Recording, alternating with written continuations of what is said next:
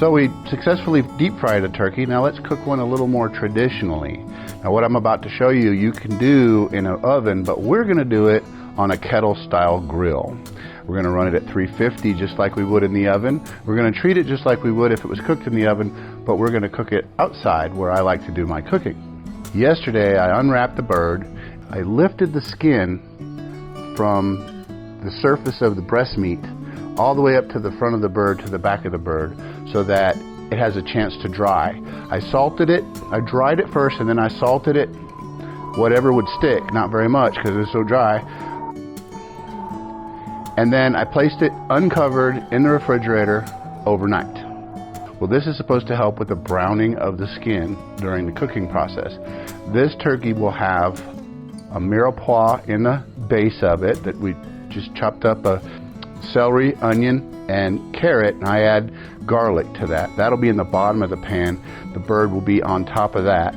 We're also going to inject the bird with my own injection recipe that I'll show you, and also we're going to use a compound butter to go between the breast and the skin to, once again, another layer of flavor throughout the cook.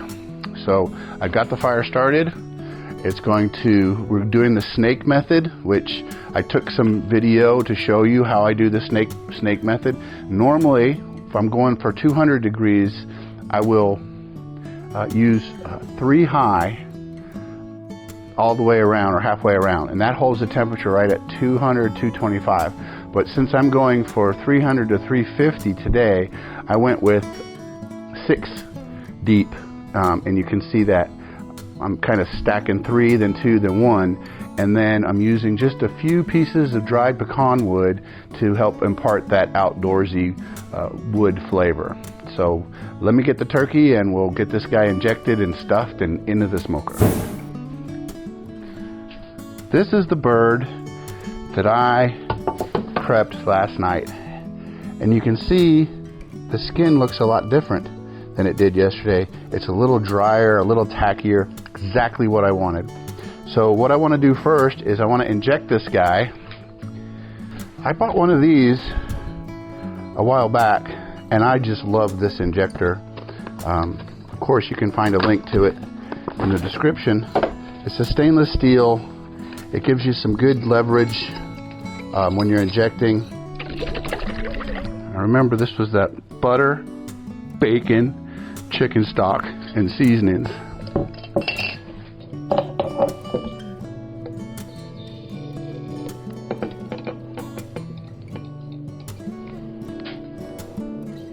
So since I got holes all the way up, I don't have to do quite as much.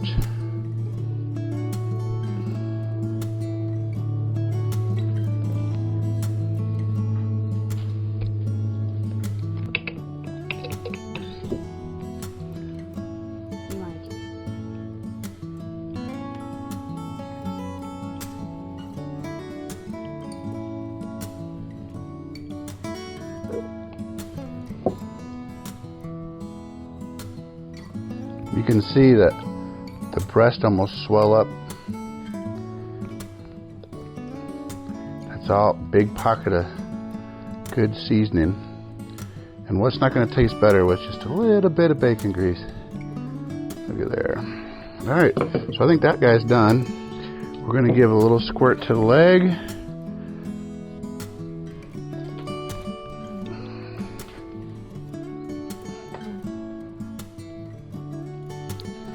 Thigh.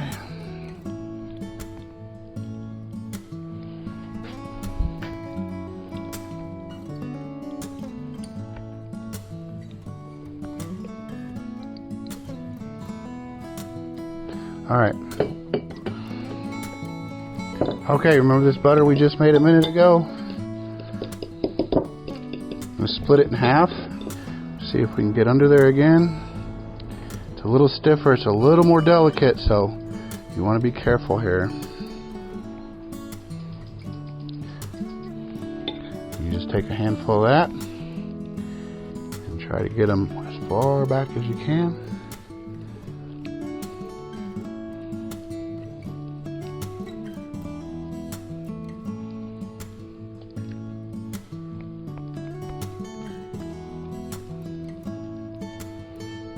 It's just that simple. Smell the onion and the garlic.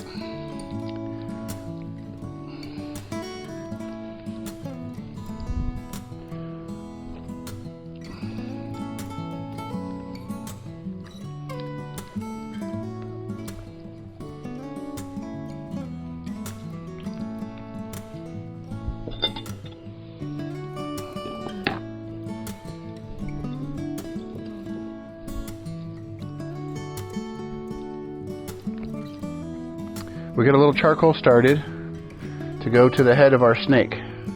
This is our method of cooking this today. You saw me set it up earlier. All you do is get a few at the head, and that'll ignite the rest of them. So you get your grate back on.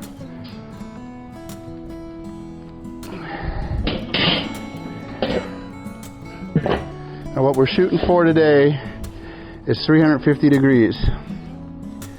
So we're going to let this guy warm up a little bit while we finish with the turkey. At this point you want the bottom vents and the top vents open to get as much airflow through there as you can to get everything lit. And then when it gets to your target temp, you start closing things down. I like to close the bottom first and then use the top. If you can, it keeps the smoke a little cleaner, but sometimes you just got to close it shut to stop it from rising. Turkey, injected, stuffed, compound buttered. Remember, we left it in the refrigerator uncovered overnight. This is our turkey, and that's how it's going in the grill. All right, it's only been on here for about 10 minutes, and it's already up to 250. It's got a good smoke going. I don't mind putting the bird in now. It'll help regulate the temperature and help me dial it in a little bit better, but also I don't want to waste all this fuel, and I like to keep my bird cooking. So I have a way that I do this. This is always going to be where the head of the snake is always going to be the hottest part.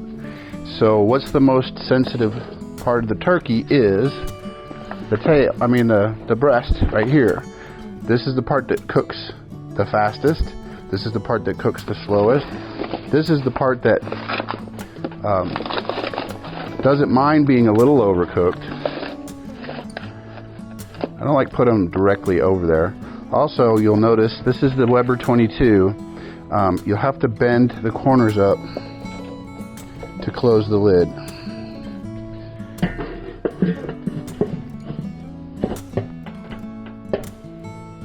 Now in about an hour or two, I'll dial this in visually. Again, like I said, I'll use the bottom first. If it keeps going up, then I'll close the top. Then when it starts coming back down, I'll open the top up a little bit. If I have to, I can crack the bottom. But really what you're trying to do is control the airflow in here, because the more oxygen, of course, the more heat. So if we can stifle that oxygen at a certain point, it will sit there at the temperature you select for a long time. So it's been about an hour and a half, hour and 40 minutes. It stayed down at 250 for a long time, then it finally came up. It's been hovering at 350 for about an hour. We took a look at it before. Here's what it looks like. And now this is about 40 minutes later.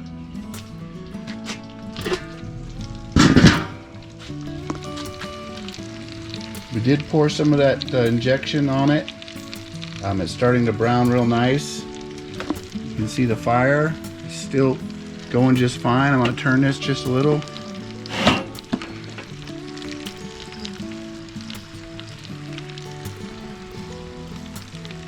I do think I'm going to totally rotate this 180 degrees before I put the probe in, because it's a little darker on the fire side than it is on this side. I haven't checked the temperatures yet because it's only been an hour and a half. I'll check that in just a second.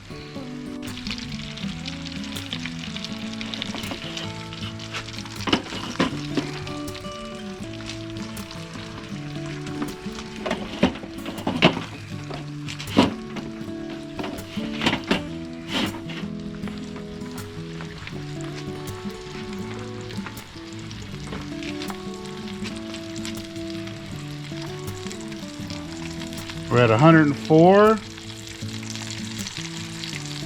And that side is 113, just like I thought. This side's cooking a little faster, and that's why I twisted the whole thing 180 degrees. Put this hot side over there. I'm going to put a probe in on this side since it's the cooler side. Not that one. And what I do is I push it in, I hit the bone, I back it out about a centimeter, just a little tiny bit. I've been using this probe just in the hole on the top of the cooker, and I'm going to keep doing that because it's working out just fine. I'm going to pour some marinade on it.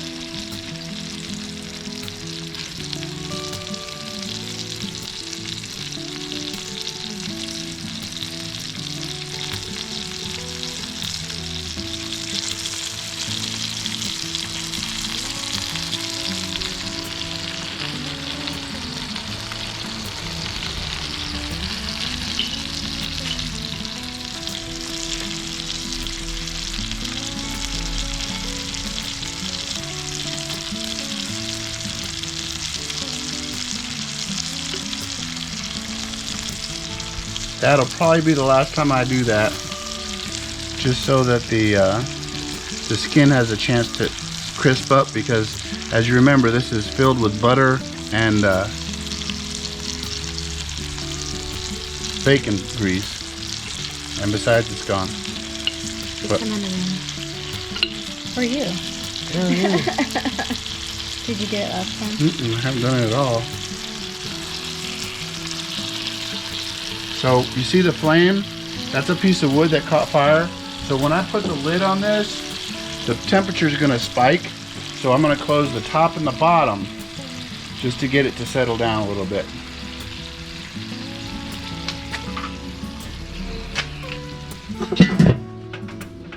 I'm going to close this, and I'm going to close the bottom one all the way,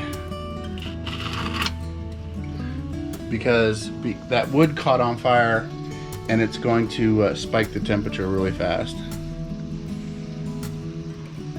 It's been about 2 hours and the temperature's been running right at 350 where I want it, but I could tell from the browning that we're going to have to slow that roll. We're at 126 degrees internal, but we don't want it to get any browner than this. So all we're going to do is loosely cover this guy.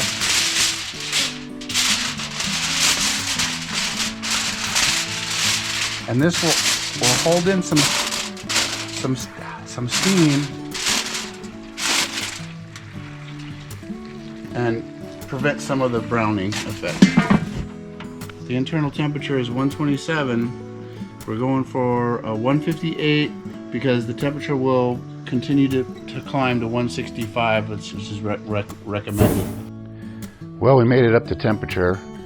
Didn't take another 10 minutes.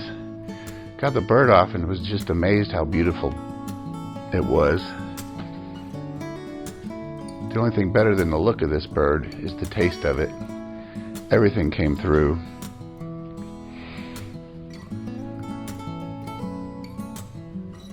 It was easy to carve. You could tell it was juicy from the very beginning. Everything was tender.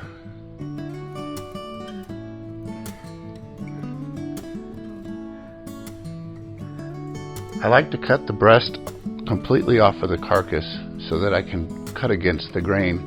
It helps make it even more tender that way, if you could get any more tender than this. If you were to plate it up, you can do a really nice design with the cut turkey on a platter. The juiciness was the most amazing thing until I tasted it. And then when I tasted it, all of the flavors that we worked so hard to layer on this bird came through amazingly.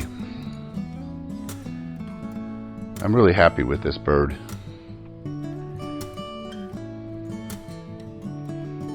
You can just see how tender it is.